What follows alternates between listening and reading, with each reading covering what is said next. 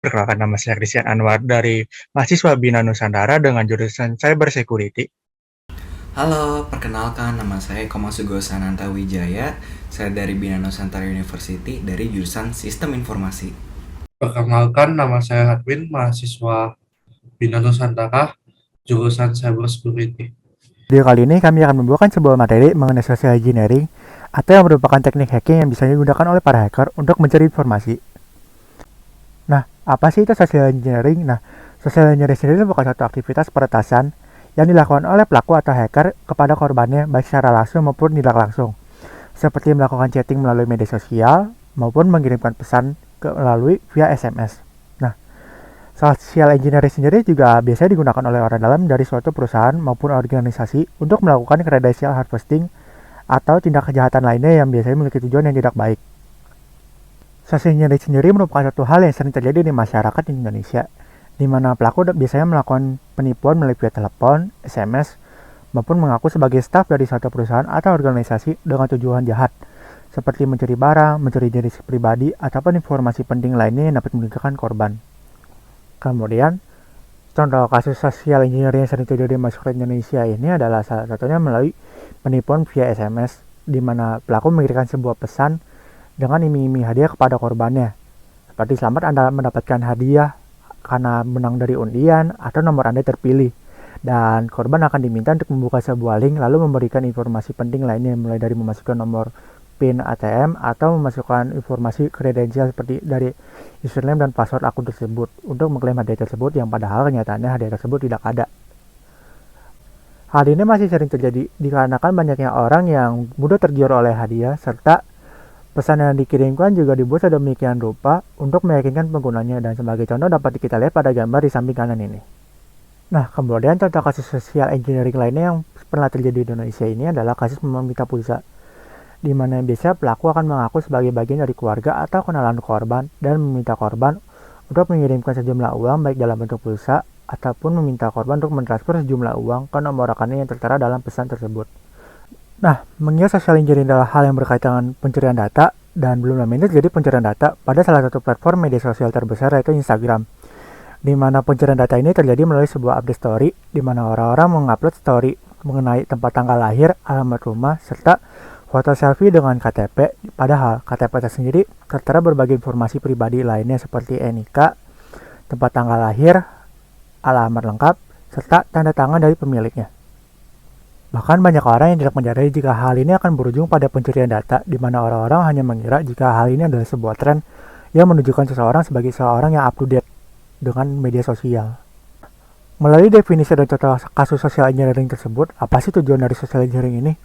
Nah, tujuan dari social engineering ini umumnya digunakan untuk mendapatkan informasi kredensial seperti email dan password, di mana informasi seperti email dan password ini dapat digunakan oleh hacker untuk melakukan autentisasi atau login yang berujung pada tindakan pembajakan akun. Nah, dengan hacker tersebut mendapatkan akses kepada akun milik korban, maka hacker tidak hanya dapat melakukan pencurian akun, tetapi juga dapat melakukan tindakan kejahatan lainnya, seperti penipuan yang meminta sejumlah uang atas nama korban dengan tujuan nomor rekening dari si hacker tersebut. Apa itu phishing? Phishing merupakan penipuan yang memanfaatkan email dengan cara menuliskan email seolah-olah berasal dari website resmi. Biasanya, hacker mendapatkan email korban itu dari information gathering ataupun dari database yang bocor.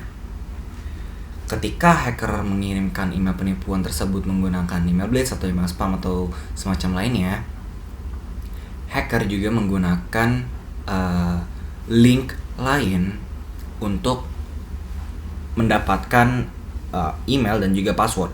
Biasanya itu email-emailnya berupa seperti dari kasus social media phishing adalah mengirimkan notifikasi kepada pengguna menggunakan email buatan si pelaku dan juga memberikan subjek dan juga pesan ada akun yang atau ada aktivitas yang tidak normal terhadap akun Anda. Mohon untuk klik link ini untuk melakukan tindakan lebih lanjut. Ketika korban mengetik atau mengklik link tersebut, korban akan diarahkan ke link yang akan diarahkan ke web tersebut untuk melakukan login. Seperti yang kita ketahui, pelaku ini mengatasnamakan instansi atau pihak yang berwenang, padahal websitenya itu tersendiri tidaklah valid. Walaupun tampilannya kelihatan valid, itu tidak valid. Maka dari sini yang bisa kita lakukan, ketika si korban ini memasukkan email dan passwordnya lalu mencet login, email dan password tersebut akan divalidasi oleh otoritas yang berwenang menggunakan Application Program Interface alias API.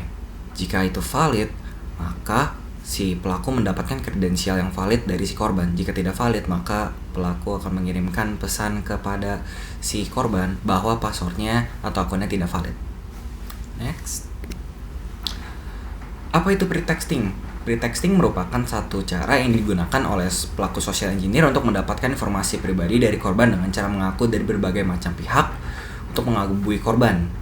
Jadi konsepnya adalah semisal pelaku ingin mendapatkan informasi korban, maka yang perlu pelaku lakukan adalah pertama memiliki nomor HP korban atau informasi kontak dari korban. Dan yang kedua, yang pelaku hanya lakukan itu dengan cara phishing alias menelpon korban dan mengatasnamakan dari perusahaan atau instansi lainnya yang berwenang. Dengan catatan, biasanya pelaku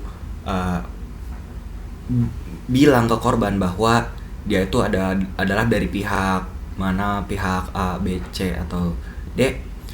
Dimana setelah pelaku mengaku ada dari pihak itu, maka korban akan langsung terconvince bahwa oke, ini pihak otoritas berwenang, oke, ini valid.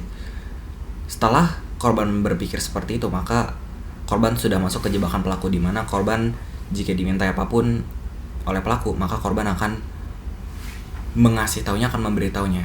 Seperti salah satu kasus yang paling common atau paling banyak di Indonesia adalah dari perusahaan instansi seperti e-commerce ataupun service yang biasa menggunakan phishing sebagai alat pretexting untuk mendapatkan kode OTP dari korban. Biasa pelaku melakukan itu karena itu sangat mudah sekali dilakukan, dan cara mengelabuinya pun juga itu sangat manjur. Next, baiting. Baiting merupakan tindakan di mana penyerang itu atau pelaku mengirim pesan, entah itu berupa SMS ataupun email ataupun telepon kepada korban seperti notifikasi, yaitu selamat Anda mendapatkan hadiah seperti pada slide sebelumnya. Biasanya baiting ini menargetkan korban yang rata-rata umurnya itu sudah berusia, seperti berumur 50 tahun ke atas. Nah, biasanya tujuannya ini adalah dari baiting, pelaku itu bisa mendapatkan berbagai macam hal seperti informasi pribadi, ataupun uang, ataupun juga password dan informasi kredensial lainnya. Setelah mempelajari mengenai metode-metode dan tujuan bahkan jenis-jenis penyerangan social engineering, pada kali ini saya akan menjelaskan mengenai cara mencegah social engineering itu sendiri. Nah, terdapat beberapa cara untuk mencegah terjadi social engineering, seperti selalu berhati-hati dalam berinteraksi dalam dunia nyata maupun dunia maya. Kemudian, selalu mengikuti bimbingan organisasi atau perusahaan yang membicarakan mengenai social engineering. Tidak melakukan klik link yang sembarangan. Selalu menghindari mengikuti tawaran-tawaran hadiah yang tidak jelas seperti dari SMS, web, atau segala macamnya. Terus jangan ragu untuk melakukan validasi terhadap pihak yang bersangkutan, dikarenakan itu akan menjadi kepastian apakah itu link phishing atau apa dan segala macamnya. Kemudian setelah itu kita ada quiz time. Nah, di sini ada beberapa pertanyaan yang harus dijawab.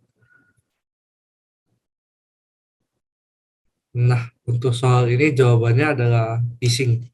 Dikarenakan phishing itu biasa berupa email dan dikirimkan ke orang dan orang tidak bersengaja klik email tersebut. Ini merupakan aktivitas dari social engineering. Nah, untuk langkah-langkah yang barusan kita bahas, kita harus selalu berhati-hati dalam berinteraksi dalam dunia nyata maupun dunia maya. Nah, untuk itu cukup sekian, terima kasih.